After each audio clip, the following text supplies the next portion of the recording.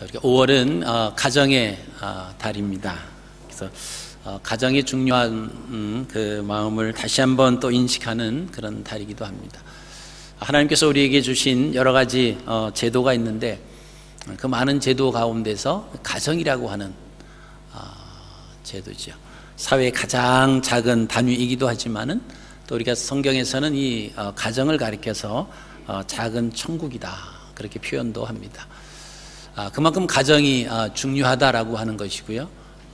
그래서 우리가 1년에 한 차례씩 5월이 되면 이 가정의 달을 정해놓고 자녀는 또 부모는 또 서로 이렇게 가정의 구성원들이 어떻게 믿음 안에서 살아가야 올바른 삶을 살아가는 것인가라고 하는 것을 한 번쯤 또 점검해보는 달이기도 합니다.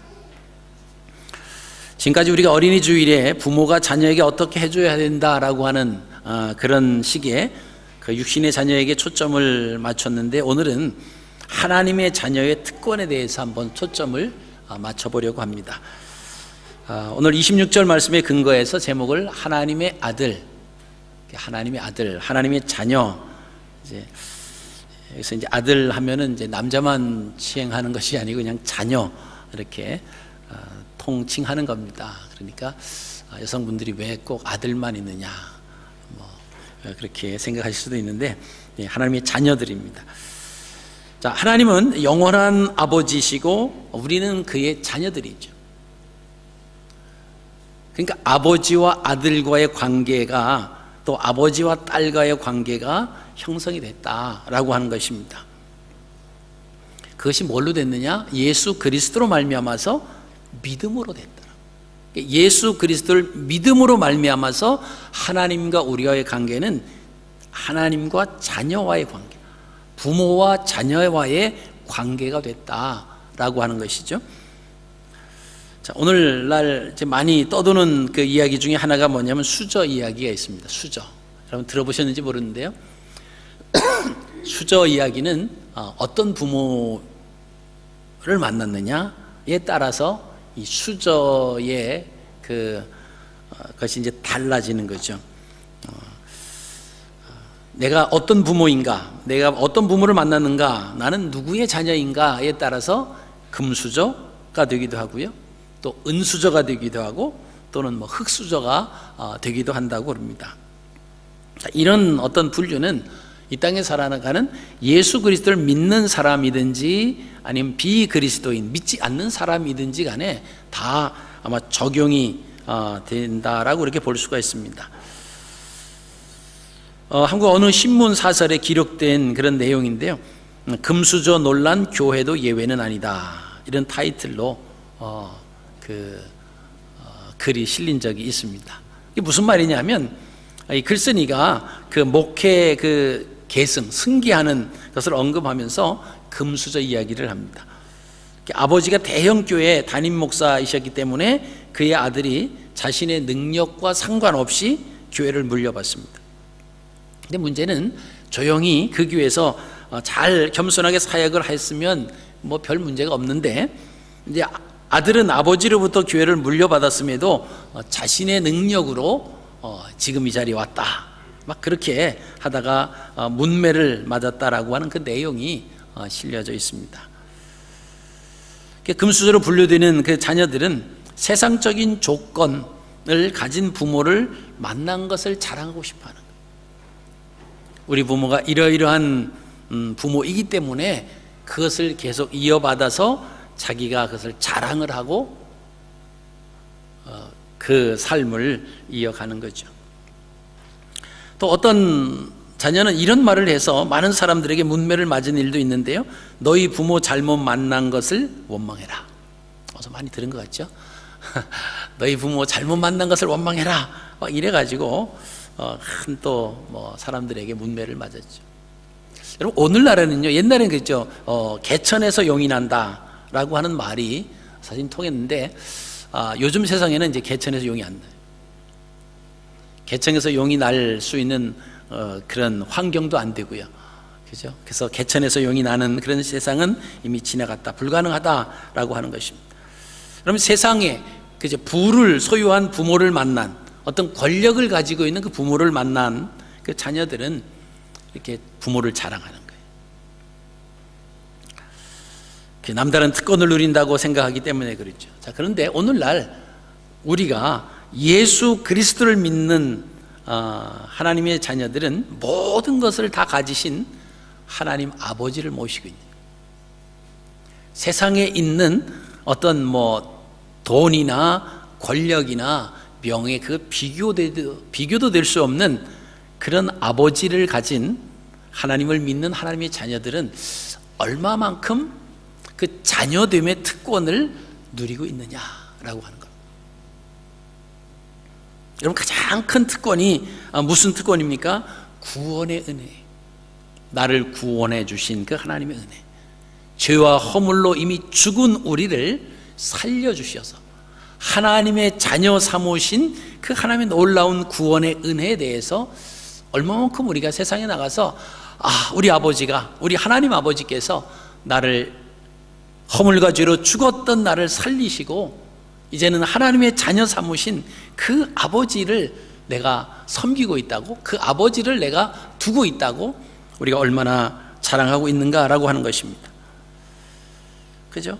죄 사함의 은혜, 성령 하나님을 모시고 살아가는 그 은혜, 어떻게 보면 천국 공무원으로 임명된 거죠. 하나님의 자녀로. 자, 여기에 대한 얼마만큼 특권을 가지고 있을까? 아니면 각도를 좀 약간 해서요, 약간 각도를 비껴놔서, 우리가 지금 여기 계신 분들이 대부분 이제 부모님들이십니다. 자녀들이 또 있어요.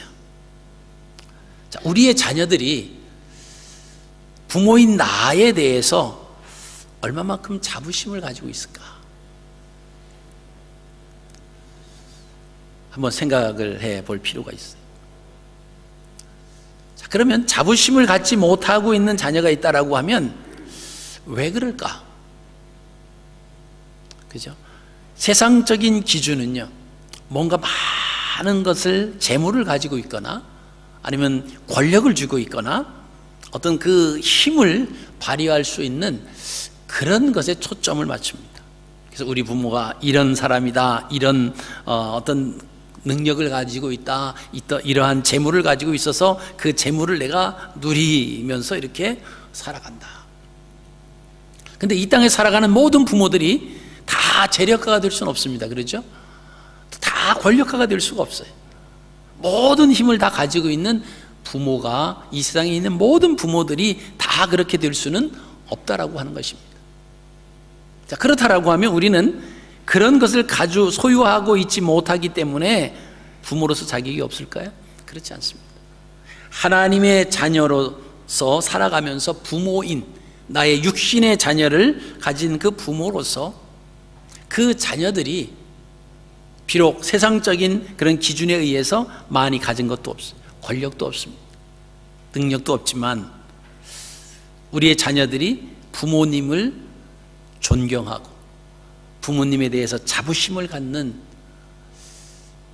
그런 자녀는 만들 수 없을까라고 하는 겁니다.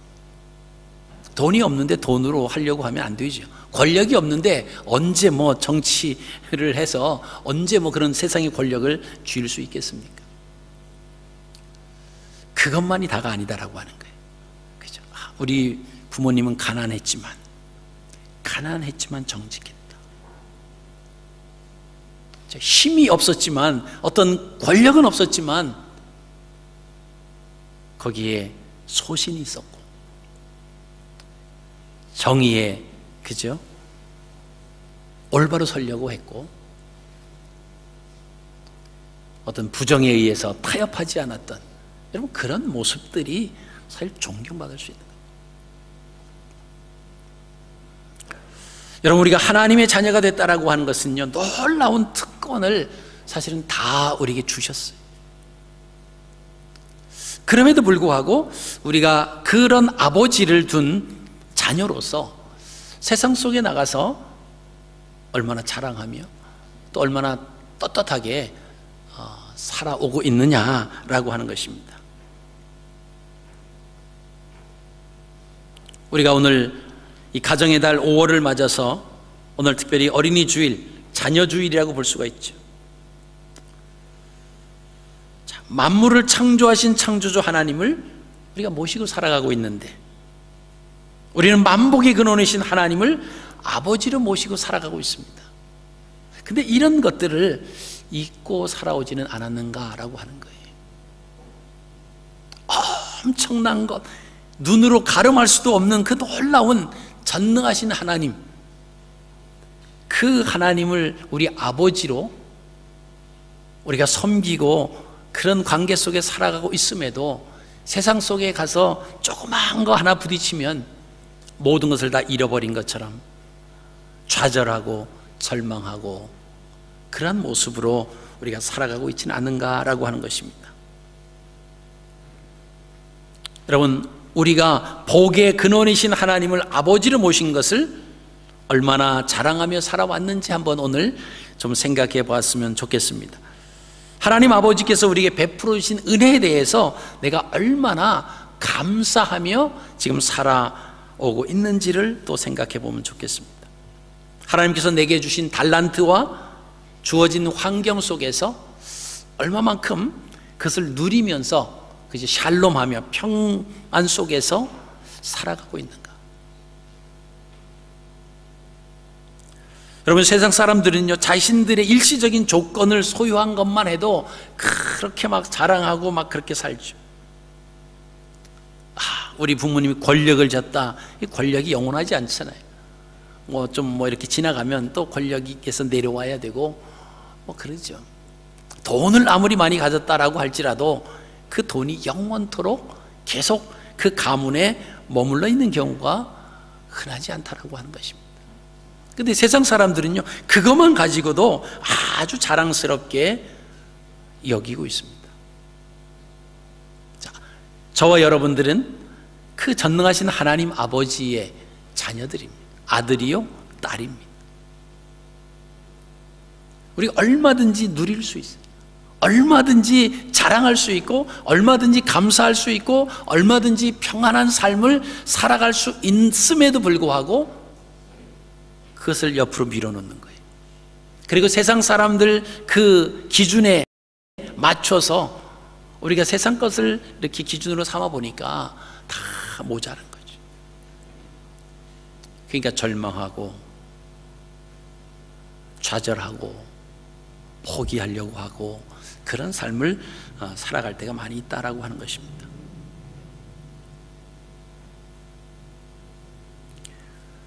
우리들이 창조주 하나님의 자녀가 된 것은 우리의 그 어떤 공로로 사실 된 것이 아닙니다. 내가 이만한 자격이 있어 된 것이 아니에요. 전적인 하나님의 은혜로 됐습니다. 그렇기 때문에 우리는 더욱더 자랑할 수 있다라고 하는 것입니다. 여러분, 그 특권이 사실 처음에는요, 아브라함의 후손인 이스라엘 사람들에게만 사실 주어졌습니다. 그 말씀의 근거가 로마서 9장 4절로 5절에 나와 있습니다. 그들은 이스라엘 사람이라 그들에게는 양자됨과 영광과 언약들과 율법을 세우신 것과 예배와 약속들이 있고 조상들도 그들의 것이요 육신으로 하면 그리스도가 그들에게서 나셨으니 그는 만물 위에 계셔서 세세에 찬양을 받으실 하나님이시니라. 아멘. 자, 하나님께서 그 특권을 주신 것은 아브라함을 통해서 아브라함의 후손들, 다시 말하면 이스라엘 사람들이죠. 자, 그런데요, 그 자녀들에게 주신 그 특권을 이스라엘 백성들이 스스로 포기를 합니다. 그 포기했다라고 하는 그 비유의 말씀이 또 마태복음 21장 33절로 46절에 나오는데 포도원 주인의 비유입니다. 자, 그 내용을 우리가 보시면요, 이스라엘은 포도원 주인의 호소를 무시합니다. 주인의 아들을 죽임으로써 이스라엘에게 주어진 특권은 사실 종지부를 짓고합니다. 종들을 보내고 또 더 많은 종들을 보내고 그래도 계속 종들을 때리고 죽이고, 그 나중에는 이제 아들을 보내잖아요. 근데 그 아들마저도 이 아들을 죽이고 나면 우리가 경작하고 있는 이 모든 것들, 모든 재산이 우리 것이 되겠다. 그리고 아들까지 죽이는 그 비유의 말씀이 마태복음 21장에 주님께서 말씀해 주십니다. 자, 이 포도원 주인의 비유에서 보면 혈통적인 이스라엘이라고 해서 천국이 보장되는 것은 아니다라고 하는 것을 알 수 있습니다. 그를 영접하는 자, 그 이름을 믿는 자들에게 천국이 약속이 됩니다. 그래서 이제는 누구든지 예수 그리스도를 믿음으로 자녀가 된다, 아들이 되고 딸이 되는 길이 열렸다라고 하는 것입니다. 그것이 이제 오늘 본문 말씀이죠. 갈라디아 3장 26절로 27절입니다. 같이 한번 읽을까요? 시작. 너희가 다 믿음으로 말미암아 그리스도 예수 안에서 하나님의 아들이 되었으니 누구든지 그리스도와 합하기 위하여 세례를 받는 자는 그리스도로 옷 입었느니라. 아멘. 자, 누구든지 예수 그리스도를 믿음으로 아들이 되는 길이 열렸다. 하나님께서 그의 아들 독생자 예수 그리스도를 이 땅에 보내주셨기 때문입니다. 자, 언제 보내주셨느냐? 갈라디아 4장 4절 5절 말씀 보시면요, 때가 참에, 이렇게 말씀을 시작합니다. 때가 참에, 때가 참에 하나님이 그의 아들을 보내사 여자에게서 나게 하시고 율법 아래에 나게 하신 것은 율법 아래에 있는 자들을 속량하시고 우리로 아들의 명분을 얻게 하려 하심이니라. 그분께서 2000년 전에 이 땅에 오셔서 갈보리 십자가에서 피 흘려 우리를 죄에서 구속하여 주심으로 인해서 이제 우리가 하나님의 자녀가 됐다. 어떻게 사랑하셨느냐? 그 사랑을 한 구절로 표현한 것이 바로 요한복음 3장 16절입니다. 우리가 잘 아시는 말씀이죠. 같이 읽을까요? 시작. 하나님이 세상을 이처럼 사랑하사 독생자를 주셨으니 이는 그를 믿는 자마다 멸망하지 않고 영생을 얻게 하려 하심이라. 이 말씀 중에서요, 그 요한이 정말 말로 표현할 수 없는 그 하나님의 사랑을 표현한 것이 있습니다. 그게 뭐냐면 이처럼이라고 하는 거예요. 요한복음을 쓰면서 요한은 예수 그리스도께서 십자가에 못 박혀 돌아가시는 그 골고다 언덕, 그 상황을 지금 생각하고 있는 겁니다. 다른 제자들은 달아났습니다. 여인들과 예수님을 사랑하시는 요한만 그 십자가 아래 있지 않습니까? 하나님께서 우리를 얼마나 사랑하셨으면 그 아들 예수 그리스도를 이 땅에 보내주셔서 우리의 죄를 담당하시고 우리를 구원해 주시기 위해서 십자가에 못 박히시는 거예요. 근데 십자가에 못 박히실 때 그 모습을 보면 온 몸이 그저 채찍으로, 매로 채찍으로 맞아서 다 살처럼이 찢어졌습니다. 물과 피가 다 흘러지고요, 머리에는 가시관을 쓰고 그 계신 그 예수 그리스도를 향해서 요한은 하나님께서 우리를 손가락으로 가리키면서 이처럼 사랑하셨다. 예수 그리스도 이처럼 우리를 사랑하셨다. 여러분, 우리가 거저 하나님의 자녀가 된 것이 아니다라고 하는 것입니다. 우리는 예수 그리스도를 믿음으로 말미암아서 하나님의 아들이요 하나님의 딸들이 된 하나님의 자녀가 됐지만, 그 하나님의 자녀가 되기 위해서는 예수 그리스도께서 십자가에서 우리 죄를 대신 지시고 돌아가셨다라고 합니다.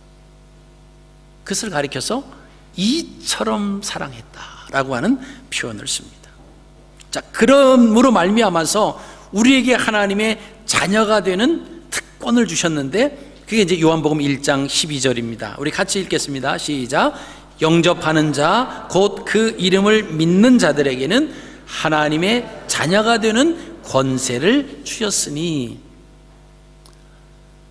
하나님의 자녀가 되는 그 권세가 저절로 이루어진 것이 아니다라고 하는 겁니다.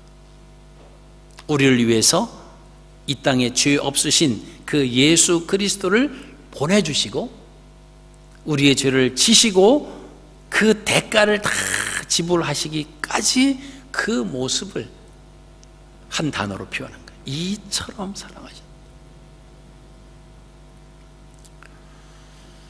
자, 그렇다라고 하면 이제는 우리가 하나님의 자녀답게 살아가면 됩니다. 예수 그리스도를 믿음으로 하나님의 자녀가 된 것은 이제 하나님의 자녀의 품격을 우리가 누리며 살아가면 됩니다. 그냥 함부로 아무렇게나 살아갈 수 없는 그런 존귀한 신분을 가진 저와 여러분이 됐다라고 하는 것입니다. 자, 그렇다라고 하면 어떻게 살아가야 될까요? 어떻게 해야 하나님의 아들답게, 하나님의 딸답게, 하나님의 자녀답게 살아갈 수 있을까요? 자, 하나님의 자녀들답게, 아들답게, 딸답게 살아가는 것을 요구하는 두 가지의 요구가 있습니다. 첫째는 영으로서 몸의 행실을 죽이는 삶이 우리에게 요구가 됩니다. 자, 하나님의 자녀가 됐는데 세상에 살아갔던 것처럼 그냥 막 살 수가 없어요. 이제는 하나님의 자녀된 품격으로 살아가야 되는데, 첫째 그 요구되는 삶이 뭐냐? 영으로서 몸의 행실을 죽이는 겁니다. 자, 로마서 8장 13절입니다. 너희가 육신대로 살면 반드시 죽을 것이로되 영으로서 몸의 행실을 죽이면 살리니. 자, 몸의 행실, 육체의 일을 말합니다. 그럼 그 육체의 일이 뭘까요? 그 육체의 일에 대해서 갈라디아서 5장 19절에서 21절에 소개하고 있습니다. 우리 같이 한번 읽겠습니다. 시작. 육체의 일은 분명하니 곧 음행과 더러운 것과 호색과 우상숭배와 주술과 원수 맺는 것과 분쟁과 시기와 분냄과 당짓는 것과 분열함과 이단과 투기와 술취함과 방탕함과 또 그와 같은 것들이라. 전에 저희에게 경계한 것 같이 경계하노니 이런 일을 하는 자들은 하나님의 나라를 유업으로 받지 못할 것이요. 자, 육체의 일이 이렇게 15가지가 소개가 됩니다. 그 15가지가 소개되는데 이게 하나님과의 관계에서, 이웃과의 관계에서, 나와의 관계에서 세 파트로 나눠집니다. 자, 첫 번째, 하나님과의 관계에서 되는 것이 뭐냐면, 첫 번째 나오는 5가지, 음란과 더러운 것과 호색과 우상숭배와 주술, 이게 하나님과의 관계에서. 그 다음에 이웃과의 관계에서는 원수 맺는 것, 분쟁, 시기, 분냄, 당짓는 것. 그리고 우리 자신과의 관계에서는 분열하고 이단, 투기, 술취함, 방탕함. 자, 이런 내용들은 그리스도인들의 삶과 연결이 되어 있다, 연관이 되어 있다라고 하는 거예요. 그래서 하나님의 자녀답게 살아가는 삶을 그럼 우리가 어떻게 살아가면 될까? 비그리스도인들에게 욕먹지 않고 손가락질 받지 않고 구설수에 오르지 않는 삶을 살아가야 되는 것입니다. 그래서 이것은 하나님께서 우리에게 주신 각자의 은사대로, 그죠, 달란트대로 최선을 다해서 살아가는 삶을 살아갈 때에 가능하다라고 하는 것입니다. 그래서 학생들은 열심히 뭐 해야 됩니까? 열심히 공부해야 돼요. 직장인은 상사의 눈치를 보고 일하기보다는 항상 모든 것을 보고 듣고 알고 계신 하나님을 의식하면서 열심히 일하는 거예요.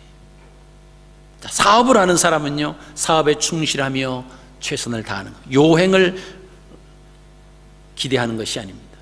이렇게 해서 비그리스도인들에게 욕먹지 않는 것이 하나님을 영화롭게 해드리는 거예요. 우리가 하나님을 영화롭게 하는 것이 뭘까? 얼뜻 생각하면 하나님을 찬양하고 기도 많이 하고, 그것만이 하나님을 영화롭게 하는 것이 아니에요. 아무리 교회 와서 많이 찬양하고 많이 기도하고 막 그렇게 하고는 세상에 나가서 비그리스도인들에게, 믿지 않는 자들에게 손가락질 받고 욕먹는다라고 하면요, 하나님의 영광을 가리워버리는 거예요. 그래서 세상 사람들이 저 사람, 나는 교회 나가지 않고 나는 하나님을 믿지 않지만 저 사람 보니까 참 신실하고 누가 보든 보지 않든 참 정직하게, 역시 하나님을 믿는 사람은 달라. 여러분, 이런 말들을 우리가 들을 수 있도록 세상 속에서 나가서 살아가야 된다는 거예요. 세상 사람들처럼 좀 머리 약삭 빠르게 좀 써서, 그죠? 좀 더 내가 챙기고, 근데 그 모든 것은 시간이 지나고 나면 다 드러나게 돼 있어요. 참 야비한 사람이었구나. 하나님 앞에 정직하게 또 우리에게 맡겨주신 그 일에 충실하게 살아가는 사람은 처음엔 잘 드러나지 않을 수 있어요. 근데 시간이 지나고 나면 그 사람이 참 진국이었구나. 야, 정말 믿을 만한 사람이구나. 여러분, 이런 이야기를 우리가 듣기 위해서는 세상 사람들과 똑같은 마인드를 가지고는 불가능하다라고 하는 거예요. 내가 좀 더 손해보고, 그죠? 내가 좀 더 덜 갖고. 여러분, 그게 왜 어떻게 그렇게 할 수 있습니까? 그죠? 세상에서 그죠? 돈을 싫어하는 사람이 있을까요? 세상에서 잘 되고 좋은 자리를 싫어하는 사람이 있겠습니까? 거의 없습니다. 근데 우리가 그렇게 할 수 있는 것은 뭐죠? 우리가 세상에서 지금 살아가는 목적이 그 돈을 더 가져오는 것이 최종적인 목적이 아니더라고요. 내가 좀 더 높은 자리, 좀 편안한 자리에 올라가는 것이 내가 이 땅에서 세상에서 살아가는 그 목적이 아니다라고 하는 겁니다. 어떤 목적입니까? 우리가 살아가는 것은 우리가 살아가는 한순간순간 만나는 그 모든 사람들에게 하나님의 영광을 드러내기 위한 삶. 그 하나님의 영광을 드러낼 수 있다라고 하면 돈과 바꿀 수 없는 거예요. 어떤 명예와 권력과 위치와 바꿀 수 없다라고 하는 겁니다. 그러니까 우리가 그 사실을 알고 있는 그리스도인들은 그런 거 좀 손해봐도 괜찮아요. 하나님 앞에 인정된 삶을 내가 살아가고 있는데 돈 조금, 권력 조금 그 못 누린다고 그게 문제가 아니다라고 하는 거지. 여러분, 이게 하나님의 자녀된 특권이 바로 이런 가운데서, 우리의 삶 가운데서 나타나는 거예요.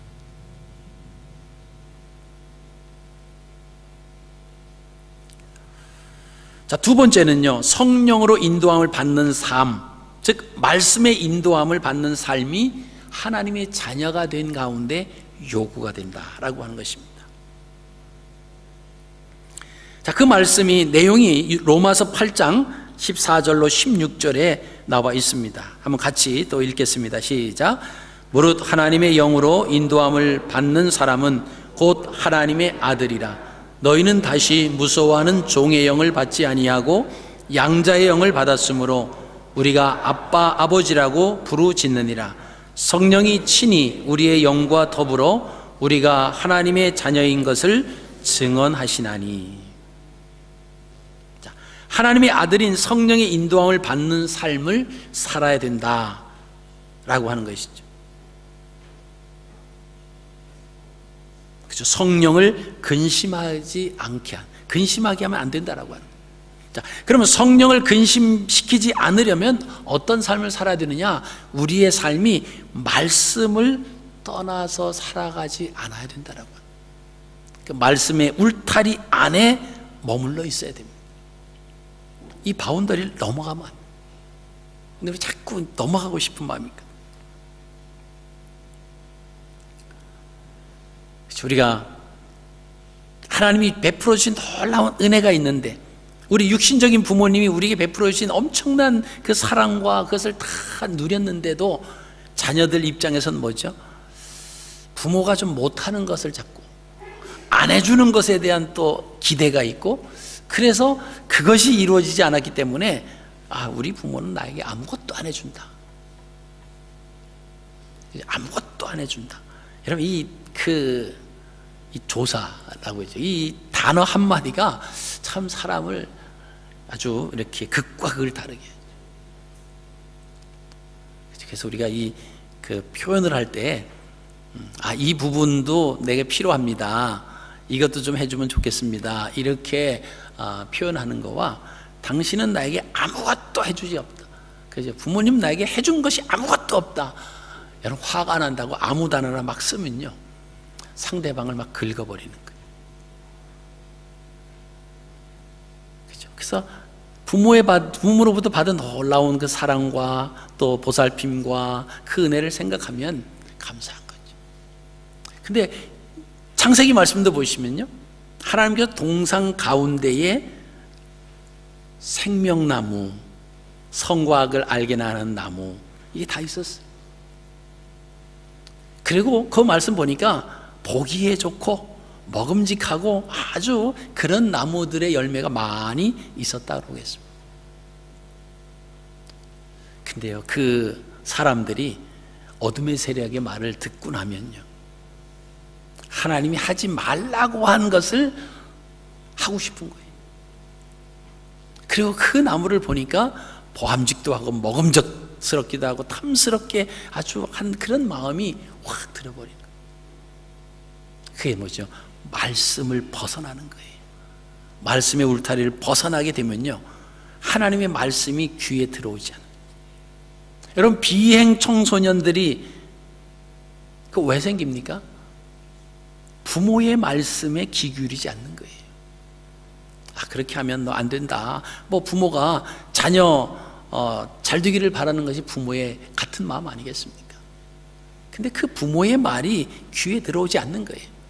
그러니까 이제 그 부모의 말씀의 그 바운더리를 뛰어넘는 거죠. 지금 학생으로서 해서는 안 될 그 이제 불량 그런 사람들, 그 친구들이 있는 그 속에 뛰어넘어가는 거예요. 벗어나면 안 되고, 지금 학생들에 있어서 해야 할 것은 열심히 공부하는 거예요. 그래서 누군가 그랬어요. 공부하다가 죽으면 순교다.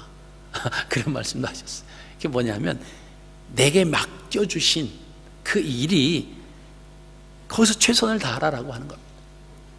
자, 공부하는 학생이 학교 갔다가 1시간 만에 돌아와서 집에 와서 한숨을 푹푹 쉰다고 생각해 보세요. 왜 그러냐 그랬더니, 이 가정을 어떻게 세워야 할지 걱정을 하니까 학교에 가서 앉아있을 마음이 없어서 집에 오니 한숨만 나옵니다. 이건 자기 본분을 감당을 안 하는 거예요. 자기 처해져 있는 그 위치에서 감사하며 최선을 다하는, 예수 그리스도를 믿는 하나님의 자녀들의 삶이 바로 동일하다라고 하는 것입니다. 우리에게 주어진 지금 현 그 위치에서 최선을 다하는 것. 내가 뭔가 더 얻고 더 출세하고, 그것은 부차적인 문제예요. 내 삶을 통해서 하나님 영광을 받으시고 하나님 이름에, 그죠? 욕먹이지 않는 그런 삶을 내가 살면 어떻게 될까? 그 삶은요, 비교가 될 수 없는, 돈하고 안 바꾸는 겁니다. 어떤 권력명예하고 바꿀 수가 없는 겁니다. 그러니까 그런 것으로부터 우리가 포기할 수 있는 그런 마음이 있다라고 하는 거죠. 자, 하나님의 자녀로 살아가기 위해서 성령의 인도함을 받는 삶이 되어야 된다. 우리가 성령의 인도함을 받는다라고 하는 것을 보면 성령의 열매가 또 생각이 나실 겁니다. 육체의 일은 15가지 갈라디아서 5장에 있었습니다. 그 육체의 일 15가지 다음에 갈라디아서 5장 22절로 23절에 나오는 것이 바로 성령의 9가지 열매. 갈라디아서 5장에 같이 나와 있습니다. 육체의 일과 성령의 열매. 자, 육체의 일이라고 하는 것은 하나님의 자녀로서의 삶이 아니에요. 그러나 성령의 열매는 하나님의 자녀로서의 삶을 나타납니다. 그 9가지가 있는데, 그것도 역시 하나님과의 관계, 이웃과의 관계, 내 자신과의 관계로 나눠집니다. 자, 성령의 열매에서 하나님과의 관계는요, 사랑, 희락, 화평. 또 이웃과의 관계에서는 오래 참음, 자비, 양선, 이런 것으로 나타내져야 성령의 열매가 맺혀지는 겁니다. 자기 자신과의 관계에서 뭡니까? 충성, 온유, 절제. 근데 이것을 막 뒤죽박죽해서 막 적용하죠. 우리는 내 자신에 대해서 성령의 열매, 절제의 열매를 맺어야 되는데, 저 사람은 좀 절제해야 돼. 자꾸 이제 다른 사람에게 적용하려고 하는 그런 경우가 있죠. 우리 구분을 해서 우리가 하나님의 자녀로. 자, 하나님의 자녀, 또 세상적인 자녀는요, 부모의 것을 상속받을 수 있는 특권이 있다라고 하는 거죠. 하나님의 자녀도 마찬가지입니다. 하나님의 자녀가 된 것은 하나님의 것을 상속받을 수 있다라고 하는 거예요. 여러분, 그 말씀이 우리가 그냥 막연하게 상속받았으면 좋겠다, 그냥 그런 것이 아니라 성경에 기록되어 있습니다. 로마서 8장 17절입니다. 우리 한번 같이 읽겠습니다. 시작. 자녀이면 또한 상속자, 곧 하나님의 상속자요 그리스도와 함께한 상속자니 우리가 그와 함께 영광을 받기 위하여 고난도 함께 받아야 할 것이니라. 자, 여기 말씀 보시면요, 우리는 하나님의 상속자래요. 그리스도와 함께한 상속자라고 그랬습니다. 근데 그 영광을 받기 위해서는 우리가 고난도 함께 받을 준비가 돼야 된다. 그 영광에 비교하면 우리가 받는 이 고난은 비교도 되지 않는다고 성경은 말씀하고 있습니다. 그래서 이제 로마서 8장 18절이에요. 생각하건대 현재의 고난은 장차 우리에게 나타날 영광과 비교할 수 없도다. 그죠? 장차 우리에게 허락해 주실 그 하나님의 상속자로 받을 그 영광에 대해서 우리가 가득 차 있다라고 하면요, 지금 예수 믿는 것 때문에, 우리가 신앙생활 하는 것 때문에 받는 그 고난 다 이겨낼 수 있다라고 하는 겁니다. 왜요? 조금만 참으면 되는데, 조금만 기다리면 되는데.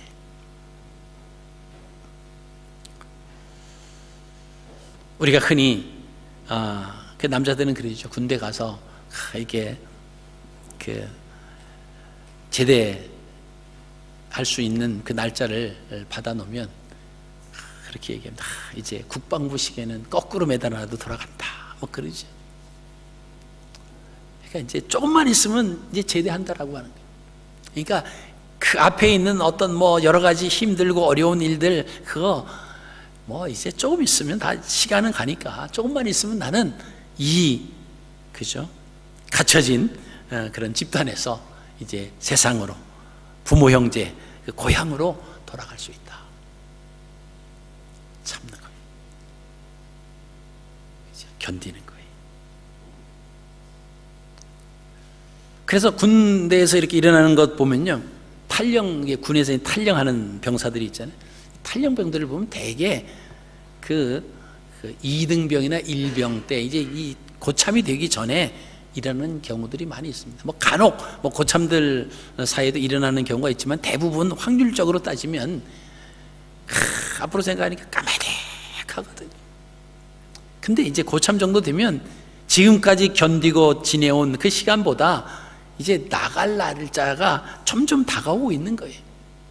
더 힘든 일이 있어도 그냥 뛰어넘고 그냥 인내하고 견디고 또 그동안 훈련되어 있었으니까 그렇게 참아내는 거죠. 여러분, 예수 그리스도를 믿는 저와 여러분들, 하나님의 자녀인 우리는 장차 우리에게 나타날 큰 영광은, 지금 우리가 이 땅에 살면서 여러분 고난 받잖아요. 우리가 그죠? 삶 가운데 일주일 내내 여러분 계속 하하하 호호 막 그렇게 웃다가 좋은 일만 있다가 오늘 오셨나요? 그렇지 않죠. 뭐 어떤 분은 막 가슴을 치면서 통곡하셨던 그런 사건도 만나셨을 수도 있고요. 또 눈물이 앞을 가려서 막 그냥 흐느끼면서 막 그러신 분도 계시고, 마음이 막 찢어지는 것 같은, 뭐 자녀를 보면서 또 가족을 보면서 막 그런 마음들이 있잖아요. 이제 우리가 이 땅에 살면서 좋은 일만 일어나는 게 아니에요. 그럼 이 땅에서 우리가 겪는 그 모든 것들은요, 장차 우리에게 다가올, 지금은 어린아이들이 막 말썽을 피우고 막 그러는데 부모들이 왜 인내하죠? 얘가 이제 지금은 이러지만 조금 철이 들고 나면 얘가 사랑국시를 할 거고, 이제 이 나라와 또 하나님 그 나라를 위해서 귀하게 쓰임받을 그 위대한 하나님의 자녀가 될 것이다 라고 하는 것을 보기 때문에 보기만 해도 기쁘고 참을 수 있고 견딜 수 있는 겁니다. 여러분, 가정도 마찬가지예요. 여러분 거하고 계신 그 가정이 늘 행복만 이렇게 되시나요? 물론 그게 우리가 바라는 것이고 그렇게 돼야 되지만 현실적으로는 그러지 않아요. 서로 사랑하고 서로 함께 하자고 견우를 해서 살아가고 있는 그 부부지만 때로는요, 미움도 있고요, 때로는 뭐 왜 만났나 막 그런 생각도 들고 그럴 수 있습니다. 그래서 조건 따지고 막 이거 따지면요 못 살아요. 근데 더 큰 걸 바라보시는 하나님께서 뜻이 계셔서 우리를 부부로 한 가정으로 만들어 주셨구나. 우리는 그 뜻을, 그 의미를 다 깨달을 수가 없습니다. 그 하나님의 놀라운 은혜를 생각하면, 그리고 깨닫고 나면 우리 견딜 수 있는 겁니다. 그죠? 이 가정을 잘 이끌어 나가서 정말 하나님 앞에 섰을 때 참 잘했다, 또 우리에게 주실 그 영광을 생각하면 비교할 수 없다라고 하는 것입니다. 하나님 아버지로 모신 우리에게 갈라디아 4장 6절에 또 이렇게 이야기합니다. 너희가 아들임으로 하나님이 그 아들의 영을 우리 마음 가운데 보내사 아빠, 아버지라 부르게 하셨느니라. 이런 말씀을 정리합니다. 오늘 가정의 달 5월입니다.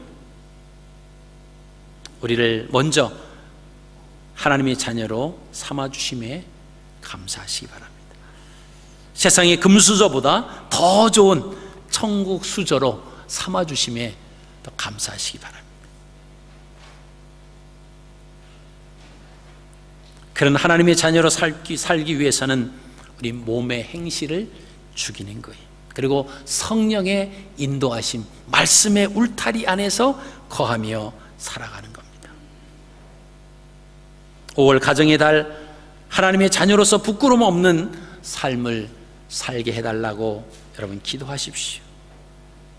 그리고 믿지 않는 사람들이 우리를 보고 왜 예수 믿는 사람이 저래? 라고 하는 말이 이제는 더 이상 우리의 귀에 들려지지 않도록 하나님만을 바라보고 또 살아가시길 바랍니다. 우리는 하나님의 자녀이기 때문에 우리의 삶을 통해서 하나님을 영화롭게 해드릴 수도 있고 또 하나님을 욕되게 할 수 있어요. 하나님의 영광을 가리울 수도 있다라고 하는 겁니다. 왜요? 하나님의 자녀이기 때문에 우리가 어떻게 살아가냐에 따라서 하나님을 영화롭게 해드릴 수도 있고, 세상 사람들이 우리를 볼 때 또 하나님을 향해서 하나님의 영광을 가리울 수 있어요. 우리 한 사람이 나 혼자만이 문제가 아닙니다. 히브리 사람들은요, 공동체 의식을 가지고 있어요. 그러니까 누군가 죄를 지면 저 사람 나쁜 사람이다, 왜 저런 죄를 졌을까, 그렇게 느끼지 않고요, 한 사람이 죄를 졌기 때문에 우리 공동체 모두가 죄를 진 거예요. 그래서 같이 가슴 아파하고 같이 회개합니다. 나 혼자 죄 졌지 뭐 그렇게 생각 안 해요. 내가 죄를 지면 나뿐만이 아니라 우리 공동체 모두가 다 하나님 앞에 영광을 가리우는 거다. 그러니까 함부로 행동하지도 못하고, 또 누가 죄 졌다고, 누가 잘못했다고 그 사람만 이렇게 왕따를 시키거나 그러지도 않는다라고 하는 겁니다. 여러분이 갈릴리 한 공동체입니다. 또 하나님의 자녀들이 우리가 세상에 나서 어떻게 살아가느냐에 따라서 하나님을 영화롭게 해드릴 수도 있고요, 또 하나님을 또 욕되게 할 수도 있다라고 하는 거예요. 우리가 한 가정의 구성원들도 그러지 않습니까? 잘하면은 전 네 집 자식이냐, 또 못하면 전 네 집 자식인데 저러냐, 뭐 그러잖아요. 여러분, 우리가 하나님의 자녀로 또 이번 5월달 가정의 달을 맞아서 우리에게 가정을 허락해 주신 하나님 앞에 감사하면서, 또 하나님의 자녀된 입장에서 우리가 얼마만큼 자부심을 가지고 또 세상 속에 나가서 성령의 인도하심을 따라서 말씀 가운데 하나님을 영화롭게 하는 그런 삶을 살아가시는 저 여러분들이 다 되시기를 주님의 이름으로 축복합니다.